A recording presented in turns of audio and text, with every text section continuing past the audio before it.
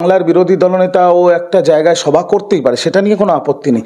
এবারও পেট্রোপোল বর্ডারে করবে, না হিমালয়ের চূড়াতে করবে, না মঙ্গল গ্রহে করবে, সেটা শুভেন্দুর ব্যাপার। কিন্তু আমার বক্তব্য খুব স্পষ্ট, সেটা হচ্ছে বাংলাদেশ কোনো রাজ্য নয়, বাংলাদেশ একটা রাষ্ট্র।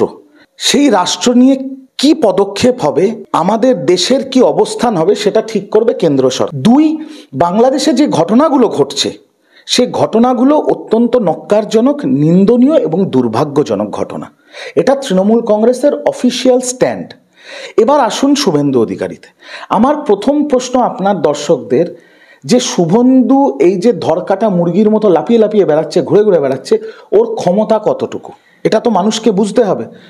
শুভেন্দু অধিকারী বিজেপির বাংলার বিরোধী দলনেতা। ও টিভির সামনে হাওয়া গরম করে বলছে আমি ভিসা বাতিল করে দেবো। ওর কি ক্ষমতা আছে? ওর 14 পুরুষের ক্ষমতা আছে ভিসা বাতিল করার? সেই সিদ্ধান্ত নেবে নরেন্দ্র মোদী, দেশের স্বরাষ্ট্রমন্ত্রী অমিত শাহ এবং কেন্দ্র সরকার। শুভেন্দু তো নিতে পারবে না। এবার বাংলাদেশে যে ঘটনা ঘটছে তার বিরুদ্ধে যদি কোনো পদক্ষেপ নিতে হয় বা কোনো একটা দেশের অবস্থান হয়, তাহলে সেটাও ঠিক করবে কেন্দ্র সরকার। শুভেন্দু অধিকারীটা কে যে ও ঘুরে বেড়াচ্ছে? আর শুভেন্দু অধিকারীর ব্যাপারে আমি পরিষ্কার স্পষ্ট ভাষায় দর্শকদের বলে দিই, যতদূর আমার বক্তব্য পৌঁছবে, শুভেন্দু অধিকারীর বাংলাদেশ নিয়ে কোনো মাথা ব্যথা নেই। শুভেন্দু অধিকারীর হিন্দু সনাতনীদের নিয়ে কোনো মাথা ব্যথা নেই। ও যখন তৃণমূলে ছিল তখন গরুর মাংস খেত, সেই জন্য আমি বলে দিয়েছিলাম বলে আইনি নোটিশ পাঠিয়েছিল। ওর কোনো মাথা ব্যথা নেই। ও চাইছে, ও একটা নোংরা ষড়যন্ত্র এঁটেছে। কি ষড়যন্ত্র? যে কোনোদিন আমরা তো ভোটে জিততে পারবো না, তাই বাংলাদেশ ইস্যুকে কেন্দ্র করে কলকাতার রাজপথে বাংলার বুকে সাম্প্রদায়িক একটা আগুন যদি আমি লাগাতে পারি, তাহলে আমার ভোটে ফায়দা হতে পারে। আমি শুভেন্দু অধিকারীকে স্পষ্ট ভাষায় বলে দিতে চাই, যতদিন বাংলার কে আগলে রেখেছেন মুখ্যমন্ত্রী মমতা ব্যানার্জি, যতদিন বাংলাকে আগলে রেখেছে অভিষেক ব্যানার্জি, আর যতদিন তৃণমূল কংগ্রেসের কর্মীদের শরীরে রক্তবিন্দু আছে, ততদিন শুভেন্দু অধিকারী তোমাকে আমরা এই ধর্মনিরপেক্ষ এই শান্তির বাংলাকে অশান্ত করতে দেব না। আর আমার দৃঢ় বিশ্বাস, বাংলার 10 কোটি বাঙালির যারা বাস করেন বাংলায়, তার মধ্যে খুব কম করে 9,99,00,000 বাঙালি শুভেন্দুর বিরুদ্ধে রুখে দাঁড়াবে। কারণ আমরা কেউ চাই না যে বাংলাদেশকে কেন্দ্র করে শুভেন্দুর মতো একজন একটা অসভ্য ব্যক্তি আমাদের এই শান্তির বাংলায় ধর্মনিরপেক্ষ বাংলাকে অশান্ত করুক। এর প্রতিবাদ হবেই। আর আপনি দেখুন একটা জিনিস, এই যে মিছিল হচ্ছে, বাংলাদেশে আক্রমণ হচ্ছে ইসকনের বিরুদ্ধে, সেখানে কোনো জয় শ্রীকৃষ্ণ, জয় কৃষ্ণ, জয় রাধা মাধব, কোনো এসব স্লোগান নেই, সেই জয় শ্রীরাম স্লোগান। এইটা বুঝতে হবে দর্শকদের, বাংলার মানুষদের, যে শুভেন্দু অধিকারী বাংলাদেশের ইস্যুকে কেন্দ্র করে ধর্মনিরপেক্ষ শান্তিপ্রিয় বাংলাকে অশান্ত করার চেষ্টা করছে, সাম্প্রদায়িক আগুন লাগানোর চেষ্টা করছে, যাতে বিজেপির আসন্ন বিধানসভায় ভোটে ফায়দা হয়। শুভেন্দুর এই নোংরা চক্রান্ত, এই ষড়যন্ত্রকে আমাদের ভেঙে দিতে হবে। এটা সহ্য করা হবে না। কিন্তু বিজেপি হুমকি দিচ্ছে একেবারে যে যদি বাংলাদেশ চিন্ময় কৃষ্ণ দাস প্রভুকে মুক্তি না দেয়, তাহলে পশ্চিমবঙ্গকে অবরুদ্ধ করে দেওয়া হবে। কি কারণ? বাংলাদেশে এমন একটা ঘটনা, তার জন্য পশ্চিমবঙ্গ কেন অবরুদ্ধ হবে? এর পেছনে রাজনৈতিক কি কোনো অভিসন্ধি আছে?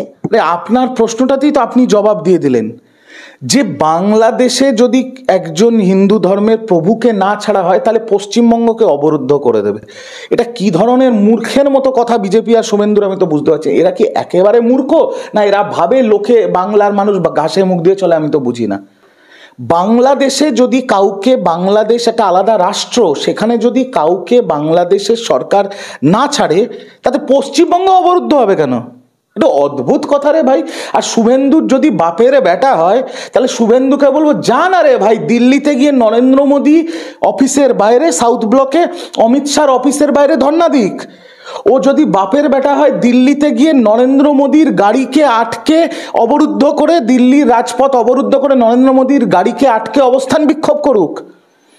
বাংলাদেশে যা ঘটছে তার বিরুদ্ধে পশ্চিমবঙ্গ শুধু নয়, ভারতবর্ষ কি পদক্ষেপ নেবে সেটা ঠিক করবে দেশের প্রধানমন্ত্রী নরেন্দ্র মোদী এবং কেন্দ্র সরকার। এর সাথে পশ্চিমবঙ্গ সরকারের সম্পর্ক কোথায়? আমি তো অদ্ভুত, আমি বুঝতে পারছি না। আর আপনারা গিয়ে ওকে জিজ্ঞেস করুন, শুভেন্দুকে ডাইরেক্ট, আমি আপনাকে বলছি, আপনি কি শুভেন্দুকে জিজ্ঞেস করুন, আপনি কি মূর্খ? বাংলাদেশের জন্য পশ্চিমবঙ্গ অবরুদ্ধ হবে কেন? জিজ্ঞেস করুন ওকে।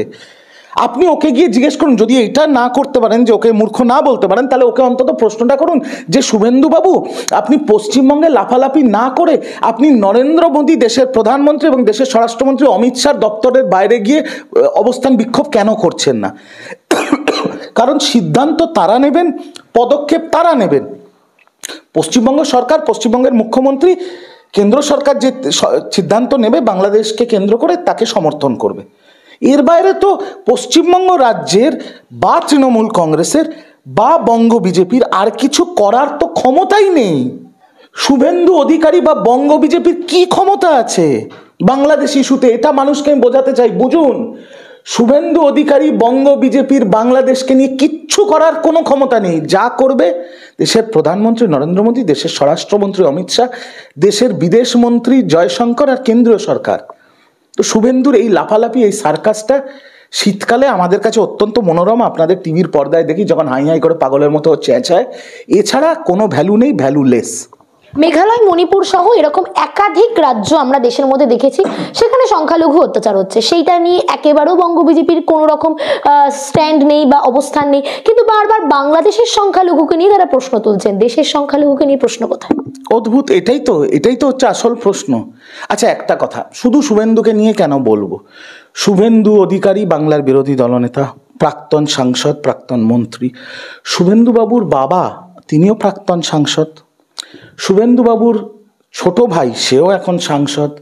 শুভেন্দু বাবুর বড় ভাই, সেও আগে বড় পদে ছিল, এখন একটু গ্যারেজ হয়ে আছে।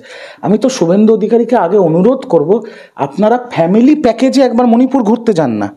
সেখানে তো বিজেপির সরকার আছে, সেখানে তো কংগ্রেস বা তৃণমূলের সরকার নেই, বিজেপির সরকার। যে বিজেপির সাংসদ শুভেন্দু অধিকারীর ভাই, যে বিজেপির নেতা শুভেন্দু অধিকারীর বাবা শ্রীযুক্ত শিশির অধিকারী, যে বিজেপির বিরোধী দলনেতা শুভেন্দু অধিকারী, তো ওরা একটা ফ্যামিলি ট্যুর করে একবার মণিপুর ঘুরে আসুক না। আর সেই ট্যুরে আহ্বান জানাক নরেন্দ্র মোদী আর অমিত শাহকেও। কারণ মণিপুর জ্বলছে, 500-র বেশি মানুষ মারা গেছে, শিশুদের গলা কেটে চোখ খুবলে নদীতে ভাসিয়ে দেওয়া হচ্ছে, হাজার হাজার বাড়ি জ্বালিয়ে দেওয়া হচ্ছে, 50,000-এর বেশি মানুষ সর্বশান্ত হয়ে গেছে। ইতিমধ্যে নরেন্দ্র মোদী দেশের প্রধানমন্ত্রীর 6 থেকে 7টা বিদেশ সফর হয়ে গেছে, কিন্তু মণিপুর সফর হয়নি। অদ্ভুত, অমিত শাহরও মণিপুর সফর হয়নি, শুভেন্দু অধিকারী, শিশির অধিকারী, দিব্যেন্দু অধিকারীরও আর সৌমেন্দু অধিকারীরও মণিপুর সফর হয়নি। তাই আমি অনুরোধ করব, শুভেন্দু অধিকারী ফ্যামিলি প্যাকেজ করে পুরো পরিবারকে নিয়ে দেশের প্রধানমন্ত্রী এবং স্বরাষ্ট্রমন্ত্রীকে নিয়ে একটু দয়া করে মণিপুর ঘুরে আসুন, যদি ক্ষমতা থাকে। আর যদি ক্ষমতা না থাকে, এখানে লাফালাফি বাড়াবাড়ি করবেন না। কিন্তু আমার প্রশ্নটা হলো, কিছু মেইনস্ট্রিম মিডিয়া রয়েছে যারা বারংবার এই বাংলাদেশ ইস্যুটাকে একটা বড় প্রভাব আকারে দেখানো হচ্ছে, কিন্তু পশ্চিমবঙ্গে আদৌ কি সেটা সম্ভব নাকি? মেইনস্ট্রিম মিডিয়া, শুনুন, মেইনস্ট্রিম মিডিয়ার কাজ হচ্ছে টিআরপি বাড়ানো। সেখানে রোজ তাদের ওই যেটাকে বলে প্রাইম টাইম, 7টা, 8টা, 9টা, মানে 7টা থেকে আপনি ধরে নিন 10টা প্রাইম টাইম। সেই প্রাইম টাইমে প্রতিটা মেনস্ট্রিম মিডিয়া একটা করে খাপ পঞ্চায়েত বসবে, সেখানে কিছু বিজ্ঞরা আসবে, তারা বড় বড় কথা বলবে, সেটা কিছু লোকে হাঁ করে গিলবে, তাতে তাদের টিআরপি বাড়বে। যারা এরকম ধর্ম নিয়ে বড় বড় শো করছে, টিআরপি বাড়লে ইনসেন্টিভ বাড়বে, মাইনে বাড়বে, এগুলো তো সবই পয়সার খেলা, বুঝতেই হবে তো। আরজি কর নিয়ে দেখেননি, দিনের পর দিন, ওরে বাবারে, দিনের পর দিন, ঘন্টা খানেক খাপ পঞ্চায়েত, দিনের পর দিন চোখে চোখ রেখে মানুষকে মিথ্যে কথা বলা, ঢপ দেওয়া, সব কিছুই তো হলো। তারপর মানুষ ভোট দেওয়ার সুযোগ পেল। মানুষ কি জবাব দিয়েছে বুঝুন। একটা জিনিস মনে রাখবেন, মেন স্ট্রিম মিডিয়া, যেগুলোকে আমরা লেগাসি মিডিয়া বলি বা গদি মিডিয়া বলি, আপনারা তো তাও একটু শিরদাঁড়া সোজা রেখে নিরপেক্ষ সাংবাদিকতা করেন। মেন স্ট্রিম মিডিয়া, যারা লেগাসি মিডিয়া বা গদি মিডিয়া, এদের সব শিরদাঁড়া এরা বন্ধক রেখে দিয়েছে বিজেপির জমিদারদের কাছে। আর এদের কাজই হচ্ছে এখন শুধু টিআরপি করে নিজেদের প্রমোশন, নিজেদের ইনসেন্টিভ আর নিজেদের টাকা কামানো। এদের সাথে বাংলারও কোনো সম্পর্ক নেই, এদের সাথে বাংলাদেশেরও কোনো সম্পর্ক নেই, আর মানুষের এদের সাথেও কোনো সম্পর্ক নেই। বাংলার মানুষের সম্পর্ক শুধু মমতা ব্যানার্জির সাথে আর তৃণমূল কংগ্রেসের সাথে। সেটা এবারও প্রমাণিত হয়েছে, 26-এ প্রমাণিত হবে, 31-এ প্রমাণিত হবে, 36-এ প্রমাণিত হবে, 41-এও প্রমাণিত হবে। বিজেপির সব থেকে যেটা আরেকটা বড় প্রশ্ন আমি মানুষের স্বার্থে জিজ্ঞেস করতে চাই, যে বারবার একটা কথা উঠছে বিজেপির যে বাংলাদেশ নিয়ে অবস্থান, তার মধ্যে একটা বিশাল বড় রাজনৈতিক অভিসন্ধি রয়েছে। কি করে সে রাজনৈতিক অভিসন্ধিটা সফল করার জন্য তারা বাংলাদেশের নিয়ে অবস্থানটা করছে, কেন, কিভাবে সফল করতে চায় তারা? বিজেপির একটা অ্যানালিসিস আছে, সেই অ্যানালিসিসটা হচ্ছে, যেটা আমি জানতে পেরেছি ওদের কেন্দ্র বিজেপির অ্যানালিসিস, যে যদি ওরা বাংলায় এবং ভারতবর্ষে হিন্দু ধর্মের যারা, তারা তো সংখ্যাগুরু, যদি এই কট্টরপন্থী হিন্দুত্ব করে যদি হিন্দু সম্প্রদায়ের মানুষকে যদি একত্রিত করতে পারে, স্পেশালি বাংলায় যদি হিন্দু ধর্মের মহিলাদের ওরা এই কট্টরপন্থী করে তাদের দিকে টানতে পারে, তাহলে ওরা সরকার গঠন করবে। এইরকম একটা ওদের চিন্তাধারা, একটা অ্যানালিসিস আছে। কিন্তু ওরা মূর্খের স্বর্গে বাস করে। মানুষ হিন্দু ধর্মে জন্মগ্রহণ করতে পারে, মানুষ হিন্দু ধর্মে বিশ্বাসী হতে পারে, কিন্তু হিন্দু ধর্মের বিশ্বাসী মানুষ যে বিজেপিকে বিশ্বাস করবে বা শুভেন্দু অধিকারী বিশ্বাস করবে, এটা ভাবার কোনো অবকাশ নেই। এটা ভাবাটা ঠিক নয়। এটা শুভেন্দুর মূর্খামি, এটা বিজেপির মূর্খামি, যেটা বারংবার বাংলার মাটিতে প্রমাণিত হচ্ছে।